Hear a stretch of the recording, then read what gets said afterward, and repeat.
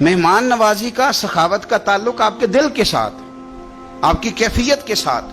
میں اکثر کہا کرتا ہوں کہ ادب کا تعلق ہاتھ چومنے کے ساتھ نہیں، پیروں کو ہاتھ لگانا ادب نہیں۔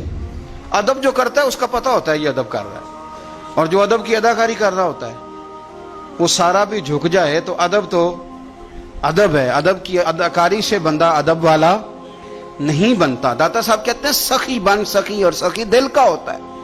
اور چونکہ داتا علی اجمیری عالم ہے نا، اس لیے بات جب بھی شروع کریں گے یا قرآن کی آیت پڑھیں گے یا مدینے والے کی حدیث بیان کریں گے۔ آپ ساری کشف المحجوب دیکھ لیں، ساری داتا صاحب قرآن و سنت سے اپنی بات شروع کرتے ہیں۔ پتہ نہیں کہاں سے آ گئے یہ لوگ جن کو کچھ بھی نہیں پتا، کوئی شے نہیں آتی، اور یہ لوگ جی درویش کامل ہے جی، ربنا آتینا دعا نہیں مانگ سکتا لیکن کامل درویش۔ یہ درویشی کس چیز کا نام ہے؟ یہ کس قسم کی درویشی؟